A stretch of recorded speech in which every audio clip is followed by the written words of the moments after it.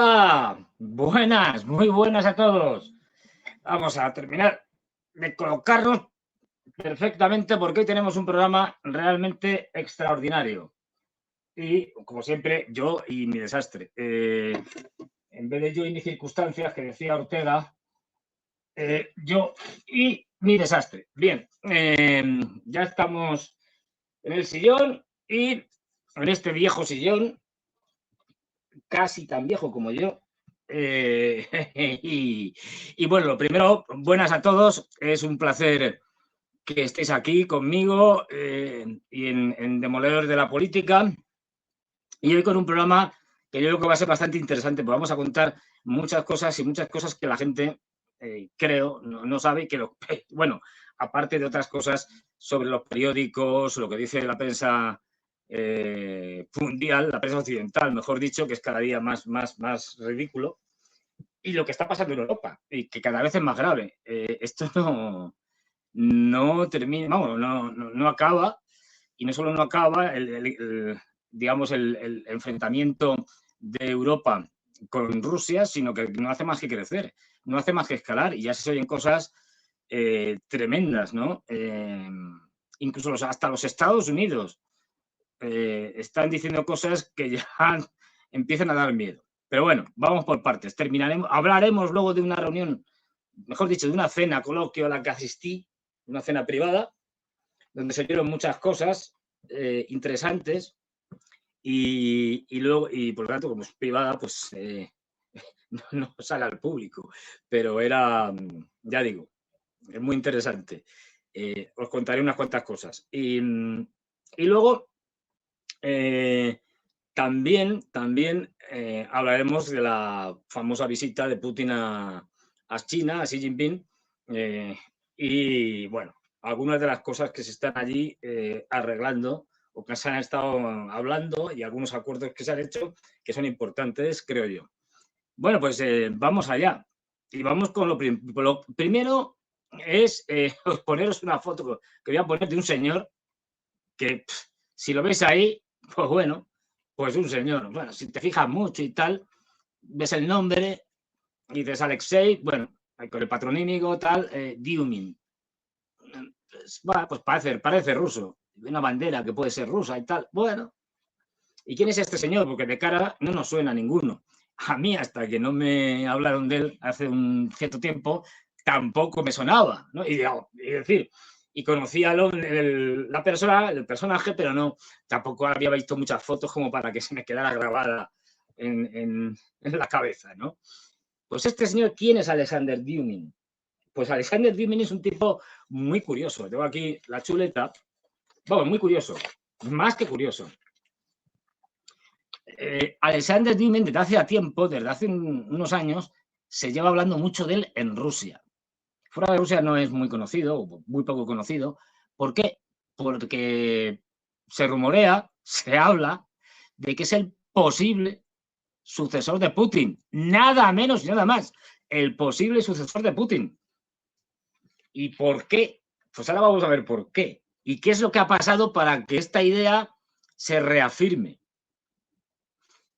Como sabéis, después de las elecciones presidenciales que hubo en Rusia, ganó, como era de esperar, Putin, y hace unos días hubo la ceremonia formal de toma de posesión del nuevo presidente, es decir, del presidente Putin también, pero nuevo en tanto que es un nuevo mandato, y como paso previo, lo que hace el gobierno es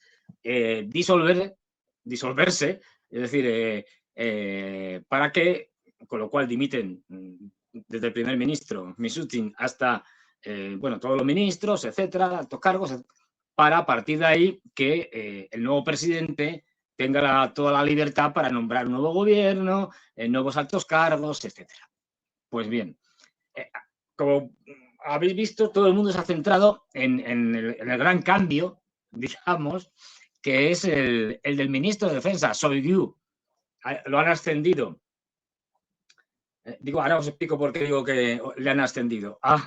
Secretario del Consejo de Seguridad de Rusia, y han puesto a un nuevo ministro de Defensa.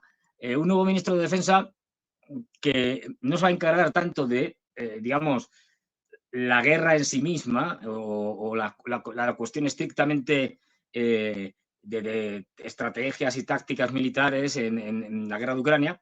Para eso seguirá Gerasimov al mando, el general Gerasimov. Él se va a encargar sobre todo de la producción militar y no solo militar. ¿Por qué? Porque este hombre, el nuevo ministro, su trayectoria personal está ligada a dos cosas en las que ha trabajado permanentemente y ha estudiado además de ello, que es la economía y tecnología, por llamarlo así de una manera fácil.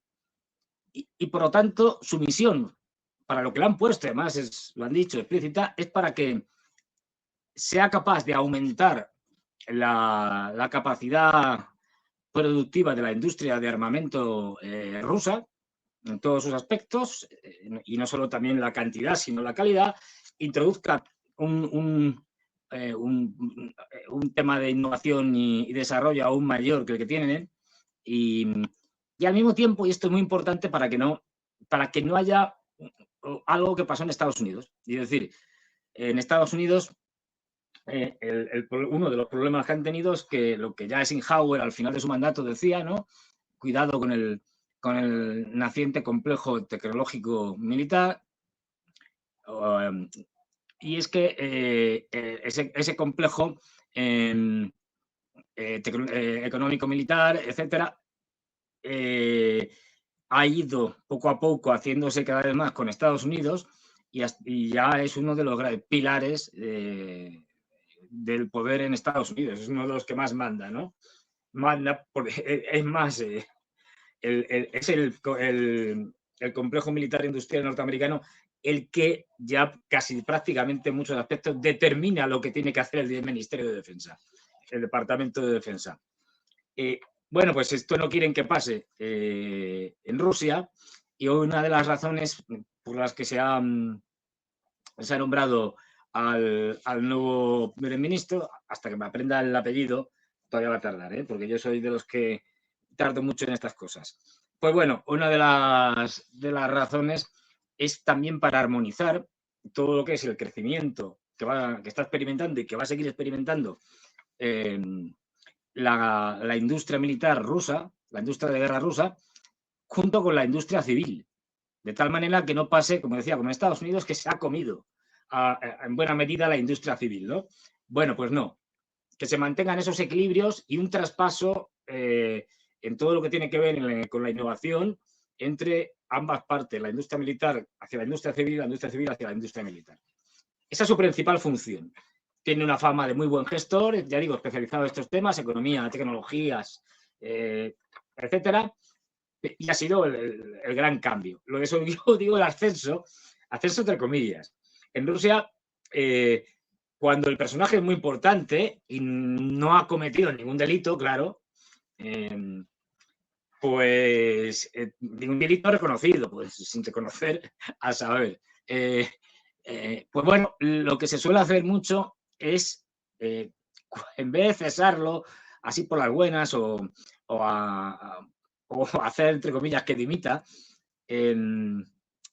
los que se suele hacer es mandarlo a un cargo aparentemente más alto, de más relumbrón, pero con mucho menos poder, o apenas sin poder, que es el caso actual de Shoigu, que lo han mandado a un puesto que sí, es un puesto relevante, es un puesto de relativa importancia, pero mucho menos que el secretario del Consejo de Seguridad de Rusia, pero menos importante que ser ministro de Defensa, teniendo además una guerra en marcha.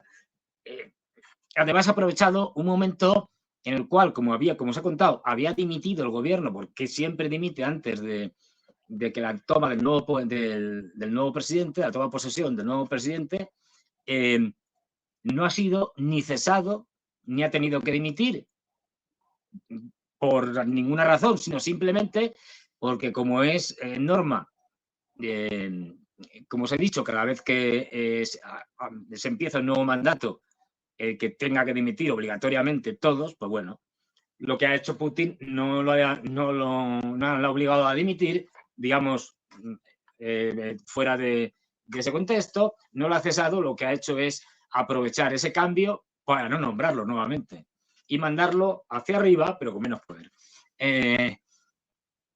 Como os digo, esto es muy habitual. Por ejemplo, Dmitry Medvedev, el que fue primer ministro durante muchos años y también presidente durante 4 años, en el que se intercambiaron los puestos. Medvedev fue presidente y Putin fue primer ministro.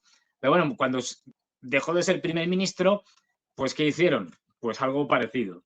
Le nombraron vicepresidente del Consejo de Seguridad.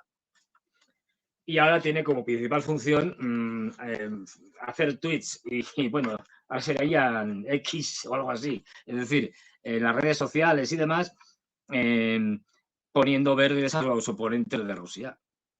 A veces con bastante gracia. O sea que, bueno, es otra cosa. Y aquí, todo este rollo que os acabo de soltar es porque, para que veáis que en este contexto donde todo el mundo se ha fijado en el cambio en el Ministerio de Defensa, poca gente se ha fijado en este señor, Alexei Duymin. Y bueno, ¿quién es este señor? Pues, del que estoy diciendo, bueno, no lo digo yo, lo dicen muchos. Y en Rusia es, digamos, vox populi, todo el mundo lo comenta. Pues este señor, que nació en 1972, es decir, es relativamente joven o bastante joven, como se puede ver en la foto, es... por lo tanto, debe tener 52 o por ahí, 51, 52 o por ahí debe andar. Es decir, que tiene un largo trecho por delante, porque es muy joven, como hipotético presidente de Rusia. A veces se barajaban otros nombres, como puede ser Usakov, que es un consejero presidencial, que es un hombre muy mayor, o el de Patrushev padre, que también es un hombre muy mayor. Esta gente no puede suceder a Putin porque es como si, no sé, como si Biden se sucediera a sí mismo, ¿no? Casi, es decir, no tiene sentido.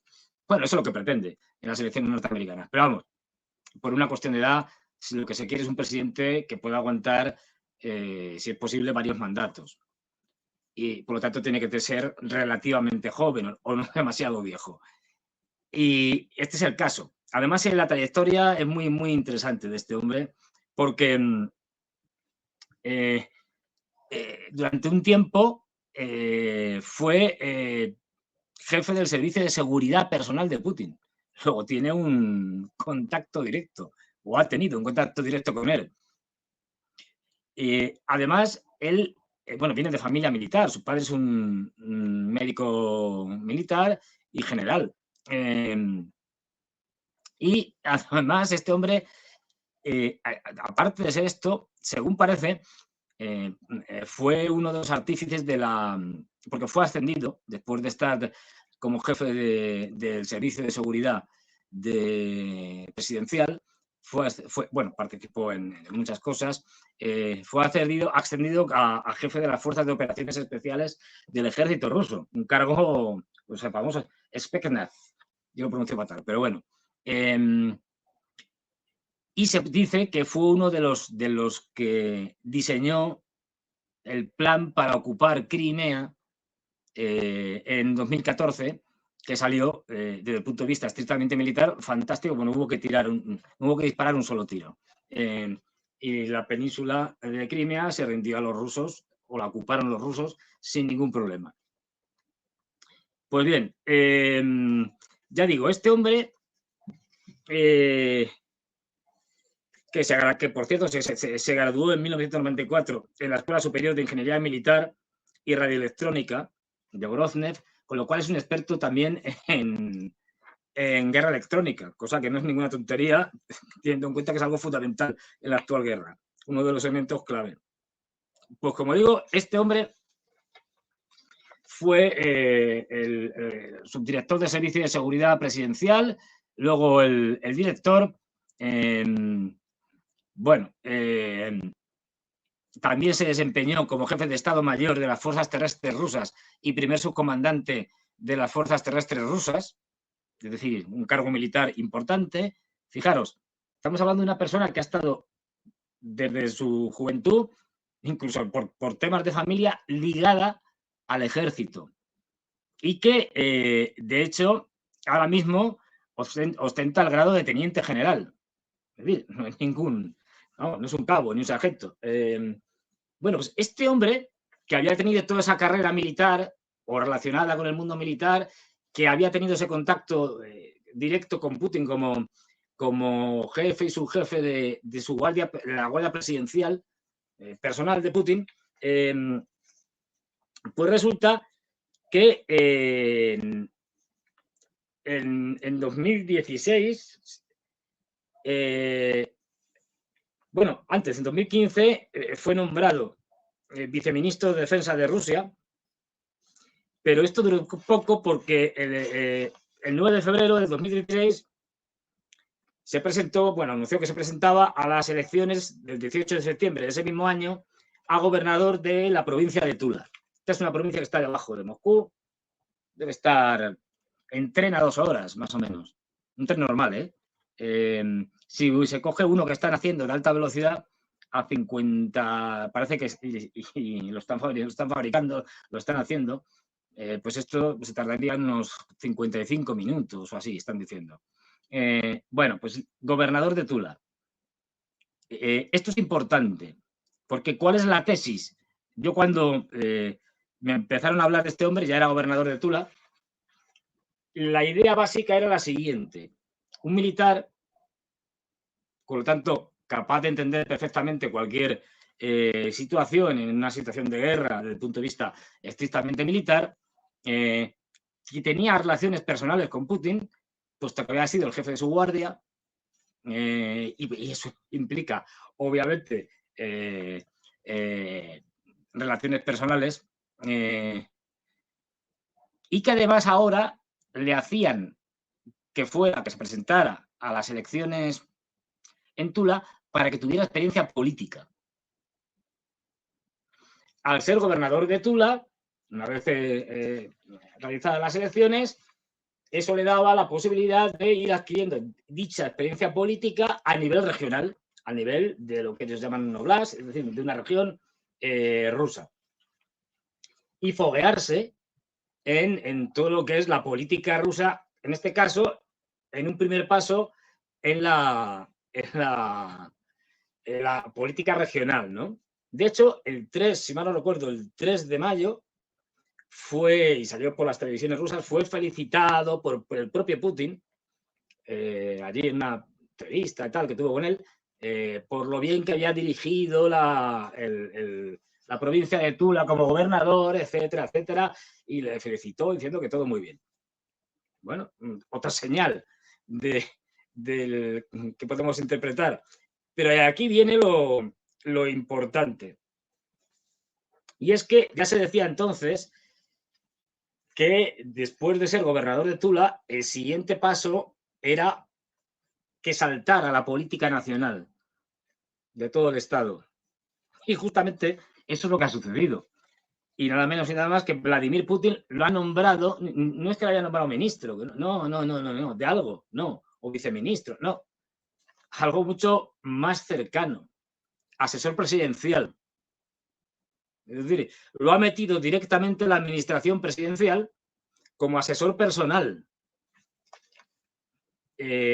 Bueno, es una manera ya muy clara o muy indicativa de que Diumin por lo menos está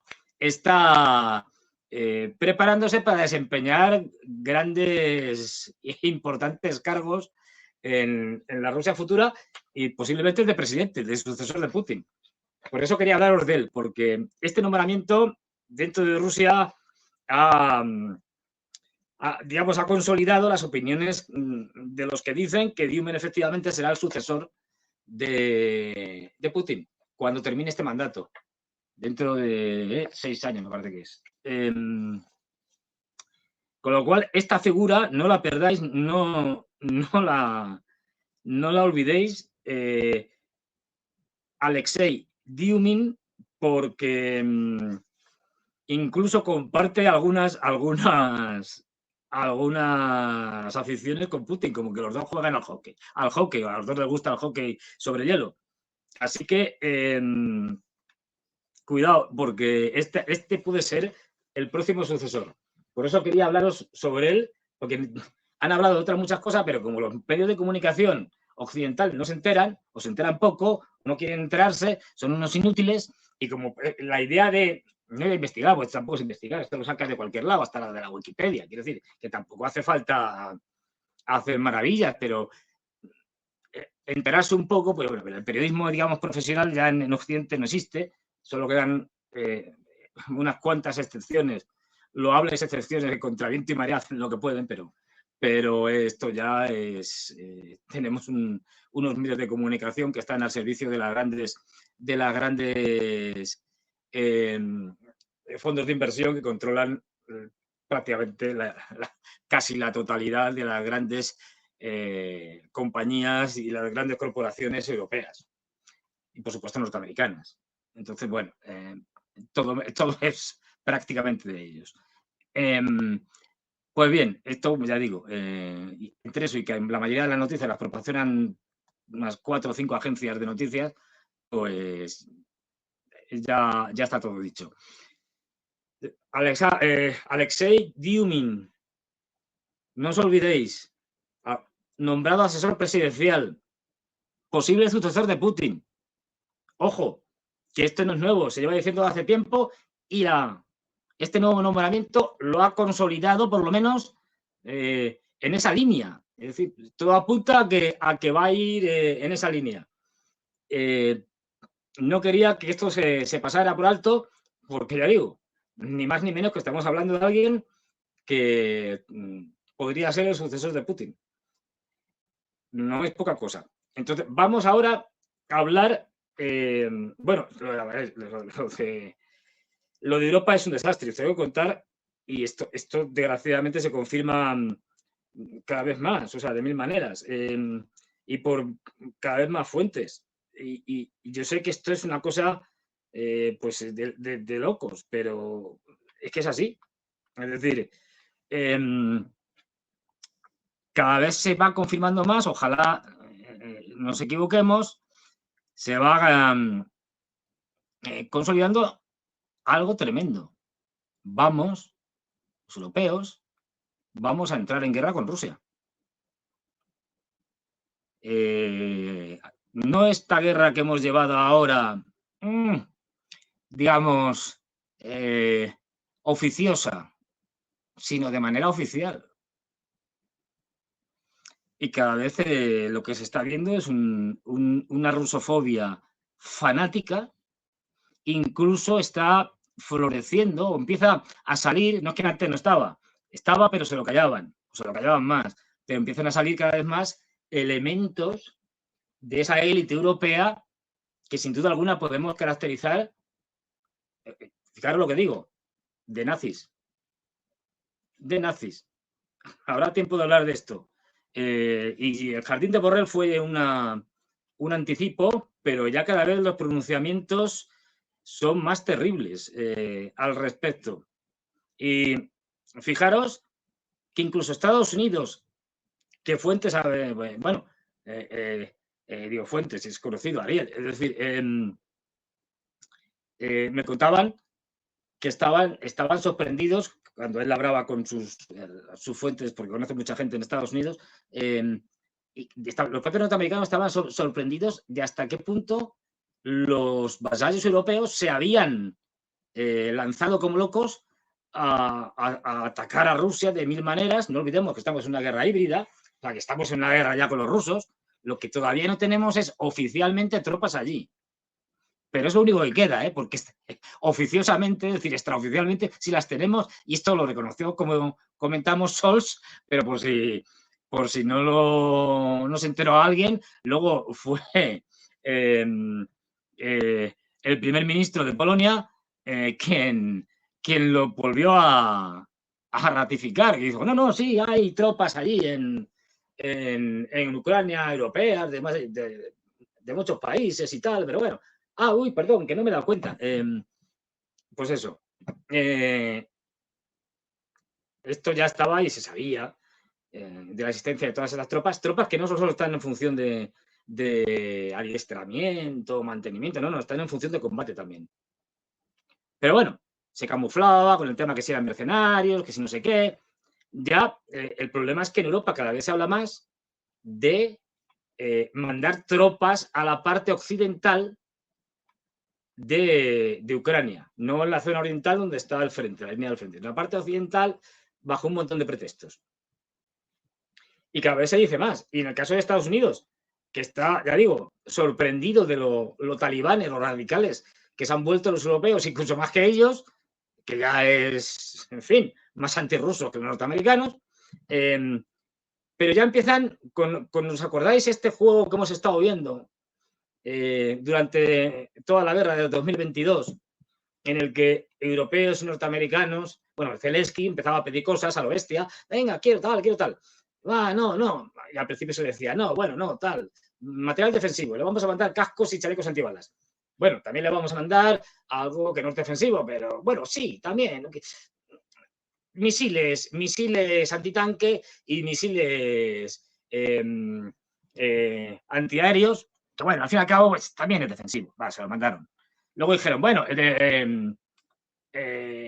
a ver, cañones, hace falta cañones, no hay cañones, bueno, cañones, no, cañones no vamos a enviar, que va, camiones nunca, para nada, es decir, no, ni lo planteamos. Luego empezaron con el tal vez, es decir, bueno, quizá en algún momento se pueda plantear, pero no ahora. No, la cosa no está como para llevar cañones a Ucrania. Hasta que al final, después de muchos tiras y aflojas, más bien comedia, entre diversos países, no, que si lo mandamos, no, pero mejor sí, no, mejor que no. Hay un debate abierto y tal, luego iban y lo mandaban. Esto pasó con los tanques, los Leopard, los Abrams, donde ha habido una bonita exposición de chatarra occidental en Moscú, no sé si seguirá todavía, abierta, estupenda, donde podrías ver un Abrams, Leopard, Bradleys allí hechos polvo, destrozados, todo tipo de equipo occidental. Pero bueno, seguían, lo mismo pasó con los F-16 famosos, que tal, que si no, que si sí, que no, eso no, jamás lo mandaremos. Bueno, pues al final lo han terminado mandando, aunque todavía no se esté usando. Pero bueno, pues ahora estamos con la misma historia, es decir, el mismo paripé, la misma estrategia, por llamarlo de alguna forma, con el tema de los soldados terrestres ya mandados directamente por los países europeos, puede que no en nombre de la OTAN, a título individual, pero bueno, eso ya se verá, es lo de menos. Porque el famoso artículo 5, si quieres, no lo aplicas. Es decir, nadie está obligado a mandar tropas en ayuda de otro país. Está obligado a ayudar a ese país, pero no militarmente. Puede ayudarle de otras maneras. O sea, nada dicen en el famoso artículo 5 del Tratado del Atlántico Norte que si un país es atacado, el resto de los países de la OTAN, miembros del tratado, tienen que acudir con sus ejércitos a defender a ese país. No lo pone en ningún lado. Estas cosas hacen lo suficientemente ambiguas para poder luego hacer lo que quieras. Y no olvidemos que quien hizo eso fue Estados Unidos. No se iba a pringar Estados Unidos por yo qué sé, por un país pequeño, es decir, que no le interesara especialmente, yo qué sé, Bélgica o lo que fuera, no. Dependiendo de la situación, pues implicarían o no. Y bueno, pues los norteamericanos ya están con el mismo juego. Ni os cuento los europeos. Ya ha dicho la portavoz del Pentágono lo siguiente: entrenamos a ucranianos, hemos entrenado a miles y miles de soldados como parte de nuestro compromiso a largo plazo con Ucrania, pero no tengo información de que estemos enviando entrenadores a Ucrania en este momento, dijo. No, hemos entrenado aquí muchos, miles, tal, y en Europa, pero ahora no, a Ucrania no tengo información, ni siquiera lo niega, dice que no tiene información. Bueno, quien dice entrenadores dice soldados a secas, porque un entrenador es un eufemismo para decir que hemos mandado soldados, que por supuesto siempre son instructores, entrenadores, como lo llaman aquí, etcétera. Pero es que lo peor no es eso.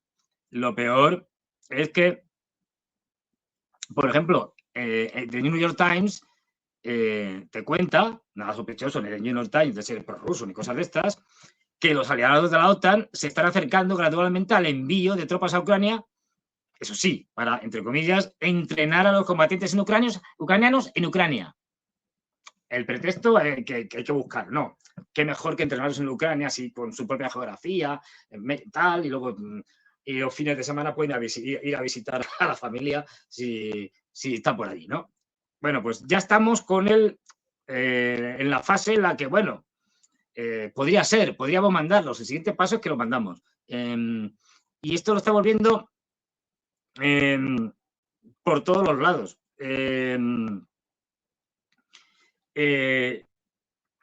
Y además con medidas represivas de todo tipo. Es que estoy viendo por aquí, pero por ejemplo, la Unión Europea acuerda prohibir que partidos políticos, ONG y medios de comunicación reciban fondos rusos. Justo lo que hace Europa, es que me hace gracia, ¿no? Pero bueno, Estados Unidos mandar fondos a organizaciones, ONGs y tal, que lo que hacen es financiar partidos políticos y no solo partidos políticos, es decir, sino directamente revoluciones de colores, como la que está pasando en Georgia. Y no olvidemos, el propio primer ministro de Georgia, profundamente antirruso, pero es un tipo sensato, denunciando que ese movimiento está organizado por Estados Unidos a través de sus múltiples fundaciones, ONG, think tank, etcétera, que son los que están financiando y dirigiendo esa revolución de colores. Lo digo porque esto tampoco se cuenta. Y ahora vamos a ir con algo que es tremendo y que cada vez lo estamos viendo más. Y es que pues lamentablemente, ahora mismo en Europa ser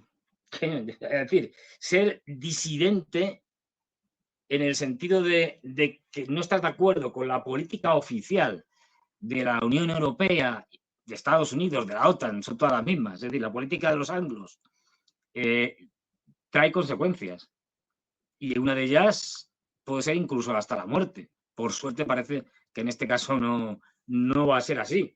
Todos conocemos, ponemos aquí dos titulares, el atentado que ha habido contra Robert Fico, el primer ministro de Eslovaquia, y junto con Víctor Orbán, los políticos en sus respectivos países, en Eslovaquia y en Hungría, que están oponiéndose más a esta guerra sin sentido por parte de los europeos y a una escalada que nos lleva directamente a la guerra. Ya os digo, cada vez más fuentes me están indicando, incluso gente que pensaba que esto era tan chiflado de ir a una guerra contra Rusia que no tenía sentido, me están diciendo que están asustados porque lo que están comprobando es que cuando hablan con dirigentes políticos y tal, les están diciendo que sí, que van a la guerra, ¿no? O sea, lo que dijo Macron de que llevamos 20.000 hombres era un sondeo, ¿no? Ese proceso de paripé, de circo que se hace, tal, para después decir, no, bueno, luego sí. Y luego entran los lituanos y dicen, bueno, probamos enviar a Ucrania Occidental nuestro ejército. Lo aprueban inmediatamente en el Parlamento.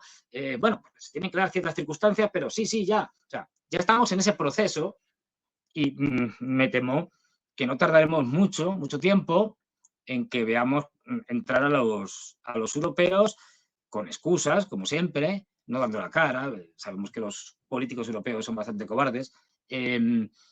Y ya digo, cada vez con una injerencia mayor de la Unión Europea, que es ahora mismo una especie de, ¿cómo diría yo?, de organización supranacional mafiosa, que utiliza métodos mafiosos y que, bueno, a quien es disidente, pues se le puede, como al primer ministro de Eslovaquia, Robert Fico, disparar y, bueno, por suerte parece que se está recuperando, pero estaba a punto de ser asesinado. Claro, aquí tenemos el modelo del lo que llamaríamos ahora el lobo solitario, ¿no? Antes no, pero bueno, del tipo chalado, chiflado, entre comillas, que porque es anti dicha persona, va y de una forma completamente aislada, o sea, nada, para eso él solo va y se carga a un político que casualmente está presentando problemas e inconvenientes en este caso, a la Unión Europea y a la política de la Unión Europea y de la OTAN, porque está en contra de esta chifladura completa, de este desastre europeo que significa ir a la guerra contra los rusos, ¿no? Y está por unas negociaciones de paz, porque los ucranianos se calmen, por no echar más leña al fuego, por no mandar más armas a los ucranianos, y claro, esto molesta. No os olvidéis, por citar algunos así conocidos, que este modelo se ha utilizado mucho. Pues desde, por ejemplo, que recuerde, desde el mismo John Fitzgerald Kennedy, con Lee Harvey Oswald como lobo solitario, él solo lo hizo como francotirador y lo mató. Vaya por Dios, qué casualidad. Todo el mundo sabe que fue la CIA, pero bueno, en Estados Unidos preguntas y todo el mundo te dice que la CIA. O sea, que lo tienen asumido. Pero bueno, vale, venga. Y nos vamos, por ejemplo, y nos encontramos con otro lobo solitario. Olof Palme. Un señor se le acerca a salir del cine Olof Palme con su mujer y tal, y se lo carga.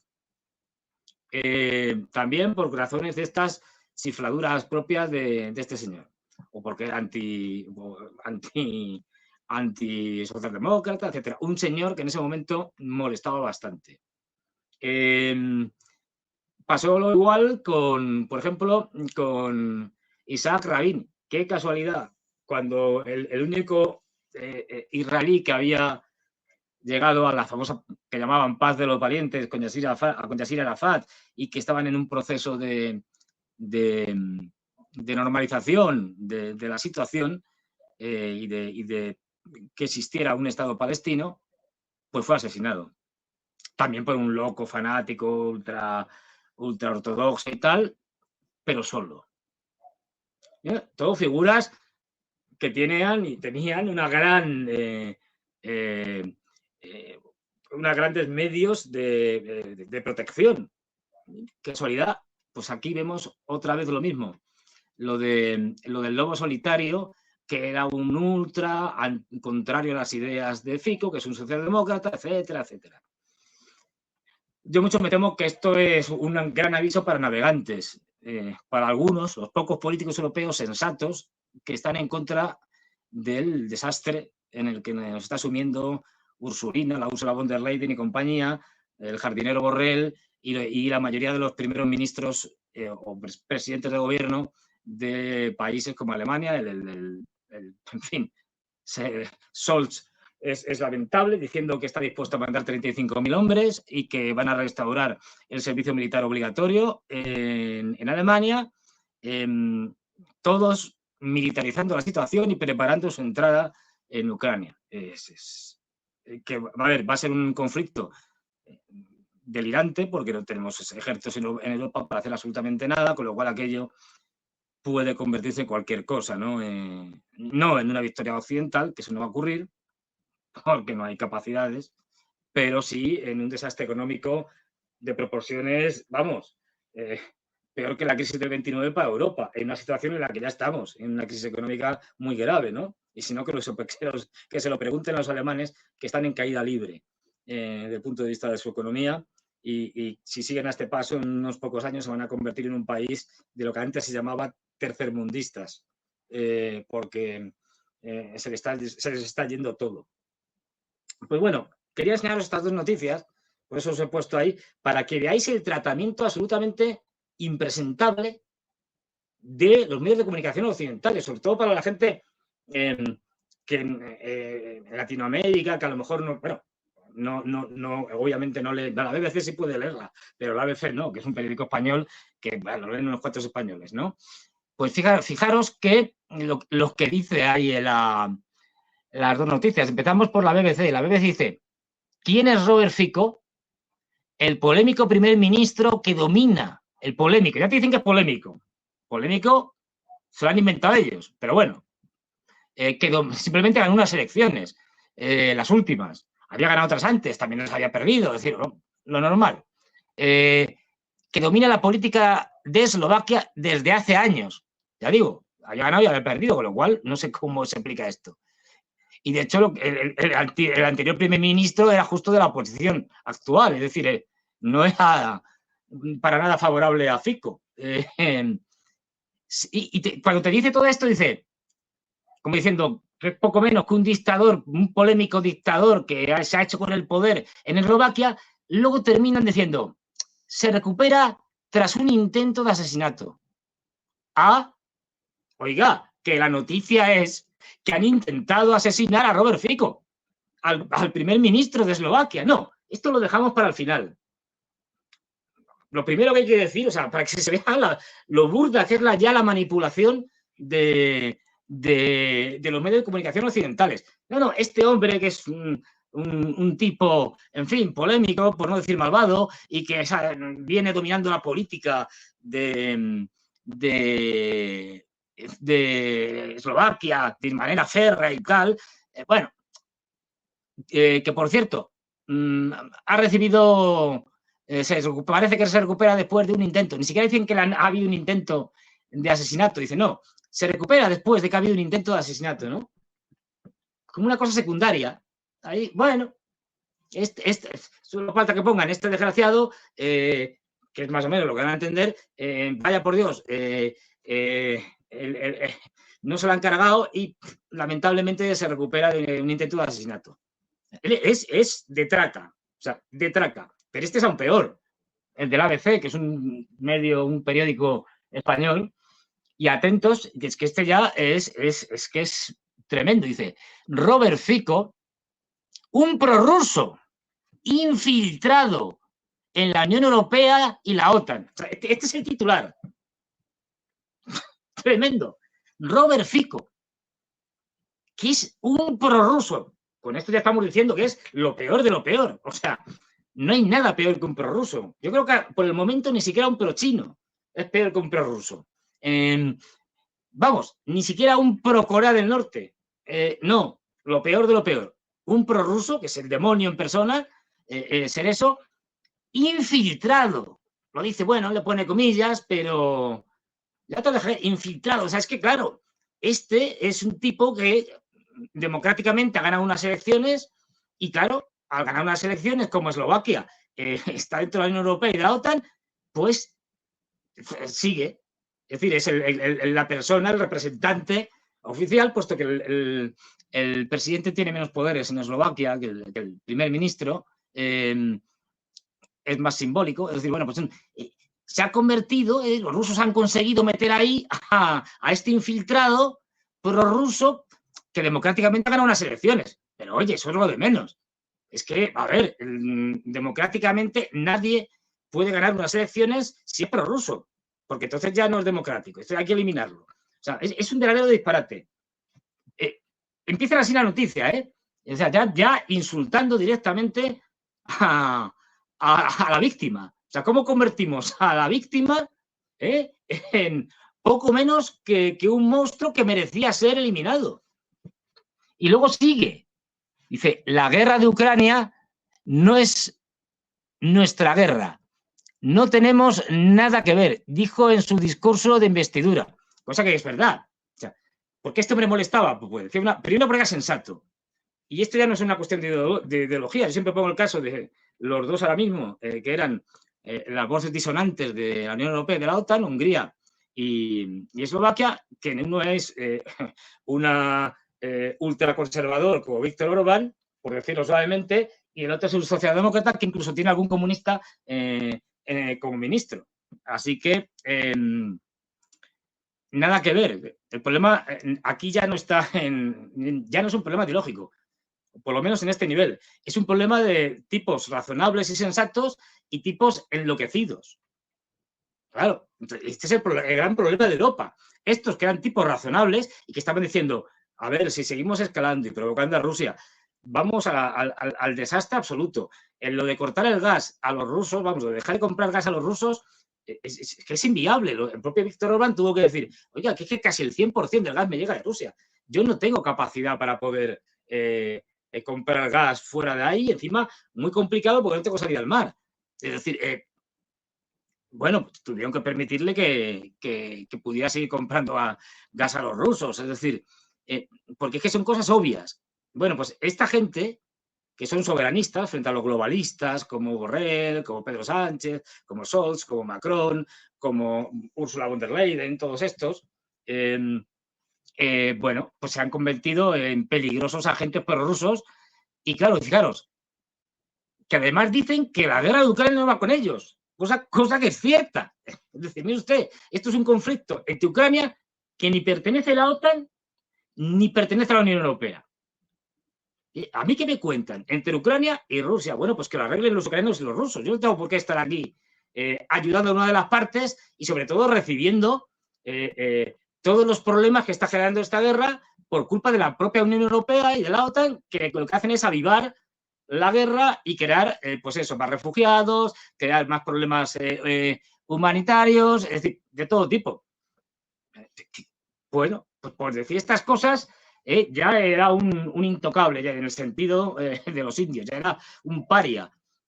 Y al final nos cuenta en el tercer párrafo, después le habían dicho que era, fíjate, un individuo que era antiucraniano en el sentido de que estaba en contra de ayudar a Ucrania en la guerra, era lo peor de lo peor. O sea, y entonces ya nos dicen abajo que disparan en plena calle al primer ministro de Eslovaquia, Robert Fico, pero ya como un detalle. O sea, a grandes titulares. Robert Fico, que es un impresentable prorruso infiltrado de la OTAN y tal, y es peligrosísimo y hay que acabar con él. Y fíjense, además ha dicho que lo de Ucrania no es un problema nuestro y es un problema de los ucranianos. Eso es una herejía. Eso tiene que ser crucificado como sea. Hay que hacer un auto de fe contra él. Y abajo tenían, bueno, por cierto, por darles un poco la noticia y tal, han intentado asesinarle. Pero vamos, esto es lo de menos importancia. Esto es la locura de Europa. ¿Alguien se imagina que intentaran asesinar a Macron o a Scholz o yo que sé, a cualquier otro, da igual, cualquiera de los que están alineados que son globalistas, pro anglosajones, etcétera, sería, bueno, vamos, saldrían todos los periódicos diciendo, por supuesto, habrían sido los rusos, da igual, es decir, quien hubiera hecho o no, pero habrían sido los rusos y estarían haciendo, bueno, todo tipo de teorías conspiratorias, a cual más hilarante y más disparatada, sobre el ataque del Kremlin y sus aliados al primer ministro tal o al presidente cual. Bueno, pues esta es la Europa. O sea, se justifica el intento de asesinato de un primer ministro democráticamente elegido porque simplemente no está alineado con las tesis oficiales. Y si eso lo hacen con un primer ministro, ¿qué no harán con los demás? Que somos gente normal y corriente. Con esto ya os dejo entender que la gente que estamos en los medios de comunicación, que nos dejan estar en algunos medios de comunicación, como estamos aquí en DMP o en otros sitios, en Negocios TV, etcétera, no creáis que no recibimos presiones, que sí las recibimos, y algunas muy gordas. Y no quiero decir más porque no puedo. Pero que tengáis eso en cuenta, que nos la estamos jugando en muchos sentidos. Y el tema de los despidos, bueno, las censuras ya es normal. Esto ya es una cosa que ni lo tenemos en cuenta, pero los despidos, por tener ideas diferentes, viva la democracia, esto ya al orden del día. Si te significa públicamente en contra de la línea oficial de Occidente, esto que mal llamado Occidente.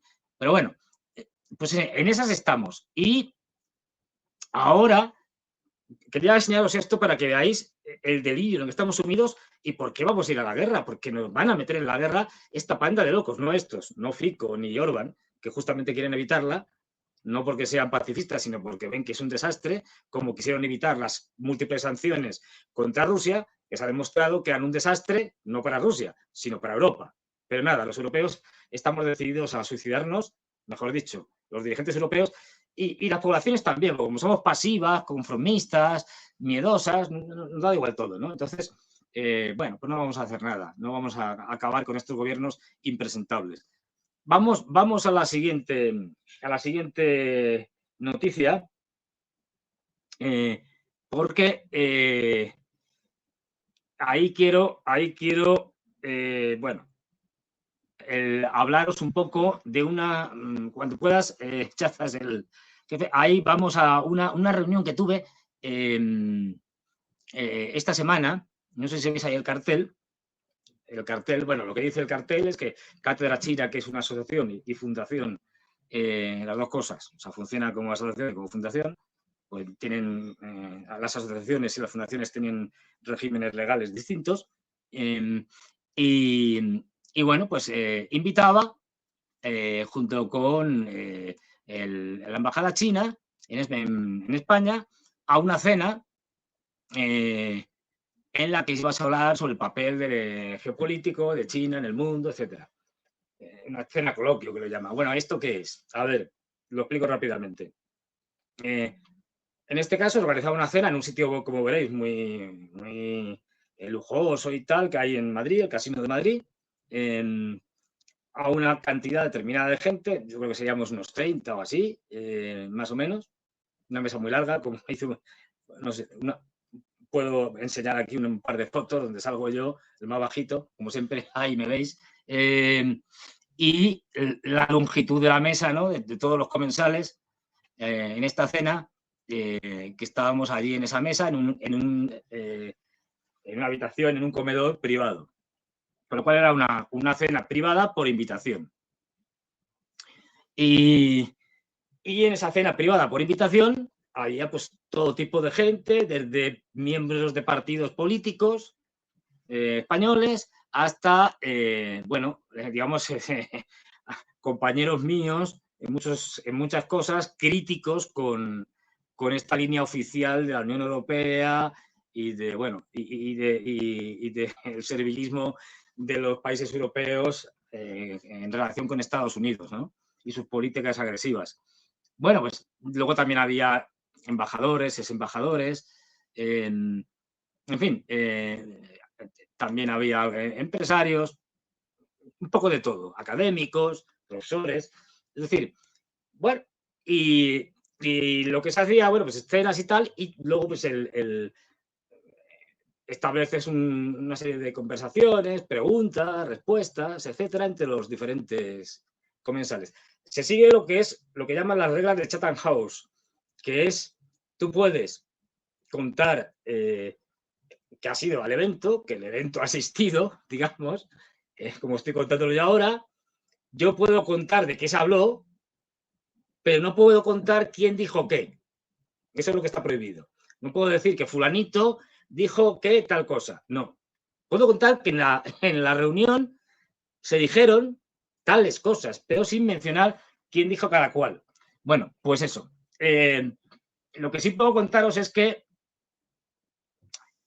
en ese debate, en esa reunión, en la que estaba también el embajador chino en España, bueno, pues se hablaron en profundidad de muchas cosas, desde Europa hasta, por supuesto, China, el papel de China en el mundo, las relaciones chino-norteamericanas, etcétera, etcétera. Y bueno, lo que sí puedo contaros es que, digamos, quedaron muchas cosas claras. Fue muy interesante, y quedaron muchas cosas claras en ese intercambio de opiniones. Tenemos a una unión, vamos, a unos políticos en general y a un establishment, sea político, económico, de la Unión Europea, en este caso aquí representados por mucha gente, que estaban bastante asustados de lo que estaban oyendo. Porque como viven en un mundo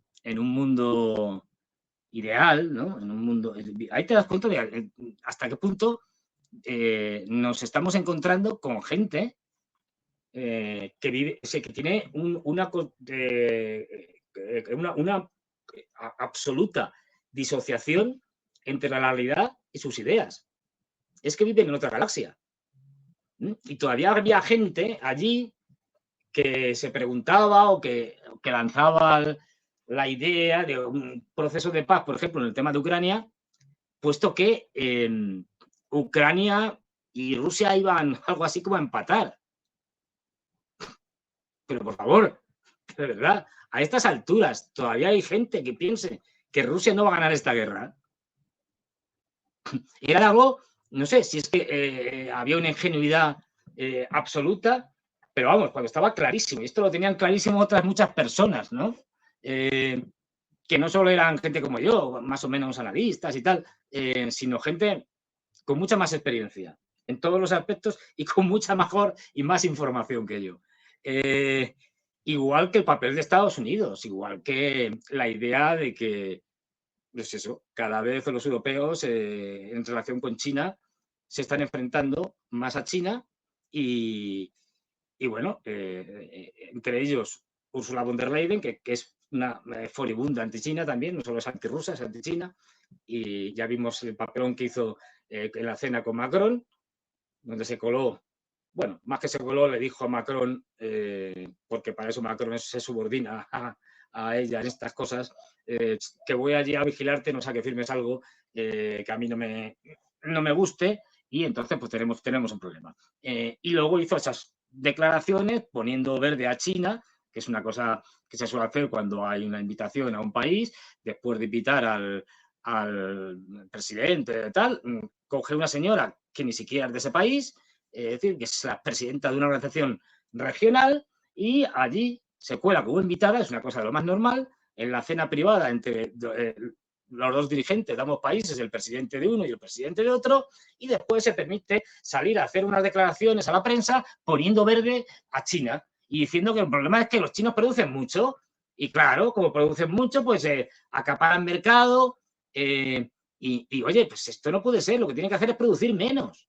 Claro, ahí te surgen las primeras preguntas así ingenuas de, pero si los chinos producen mucho, será porque todo eso que producen lo venden, porque si no lo vendieran, bajarían la producción, esto es algo obvio, porque no tendría salida su producción a los mercados por lo que fuera. Con lo cual te deja pasmado, ¿no? Y luego lo siguiente que dices es que, bueno, oiga, y ustedes no han pensado en que en vez de reducir los chinos la producción por deseo y mandato de la señora von der Leyen, ¿no podrían hacer ustedes lo contrario? Es decir, produzcan ustedes mejor que los chinos, con mejores precios y mejor calidad, y a lo mejor son ustedes los que venden más. Pero vamos, una cosa delirante.